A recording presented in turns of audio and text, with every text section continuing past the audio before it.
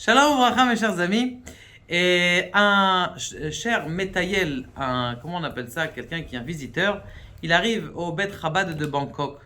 Et il se lève, le Shaliach Chabad, il est là-bas, et il lui pose la question est-ce que tu as quelque chose à nous dire? Ah oui, moi j'ai une histoire à vous raconter. Une histoire à vous raconter. Il n'avait pas l'air très religieux, le monsieur, mais il veut raconter une histoire magnifique. Et il se lève et il dit écoutez, je vais vous raconter ce qui s'est passé. Vous voyez, vous voyez que j'ai l'air quelqu'un qui est un visiteur et je visite le monde, j'aime bien me balader dans le monde. Et j'étais, juste avant de venir ici, eh bien j'étais en New Zealand. J'étais en Amérique et je me déplace en général gratuitement avec des trams. Et j'arrive dans un camion, le camion il s'arrête, il me monte, on papote un petit peu et il entend que je suis juif. Il arrête le camion. Ah, vous êtes juif, monsieur? J'ai besoin de vous voir à la maison. Comment de voir à la maison? Mais vous devez faire quoi?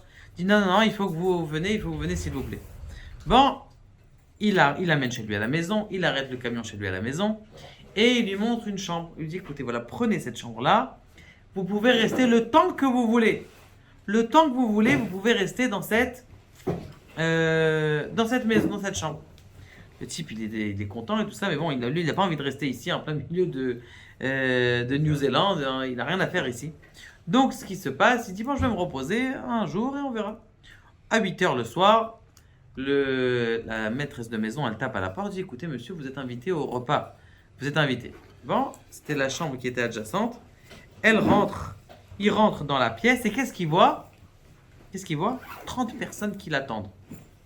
Waouh, waouh, waouh, waouh, 30 personnes qui l'attendent, mais qu'est-ce qu'elle veut faire? Elle dit, écoutez, bonjour, mes chers amis, nous sommes contents de recevoir, c'est bon?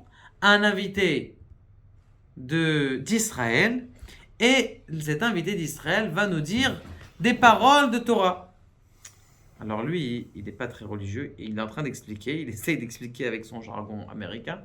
I'm sorry. Some people in France, in Israel, they're learning Torah. Someone else no learning Torah. Il y en a qui étudient la Torah, il y en a qui n'étudient pas la Torah. And I'm down those that is not learning Torah. Mais moi, je fais partie des gens qui n'étudient pas la Torah.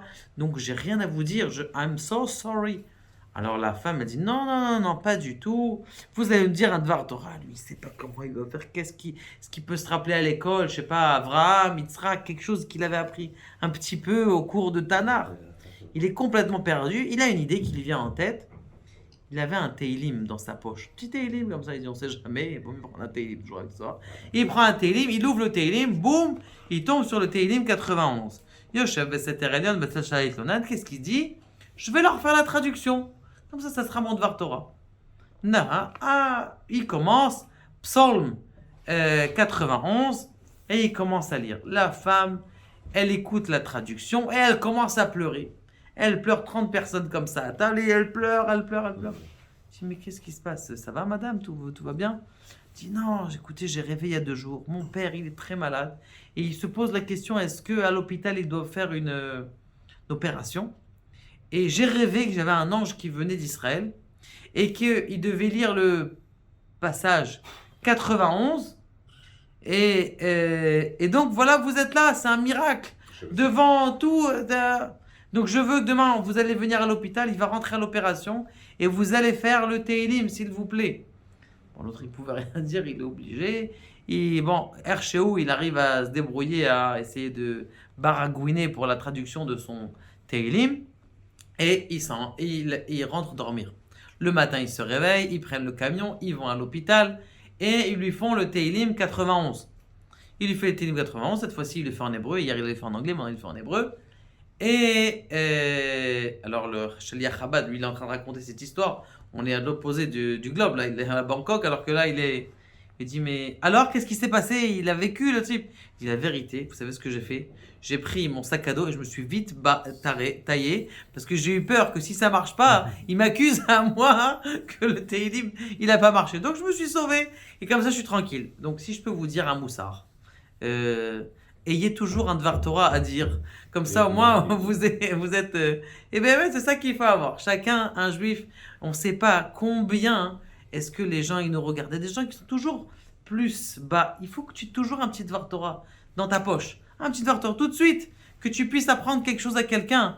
On ne sait pas, des fois il y a des gens qui sont loin et juste ta petite étincelle que tu vas leur donner, ça va leur allumer leur âme. Baruch Adonai, Le'olam, Amen.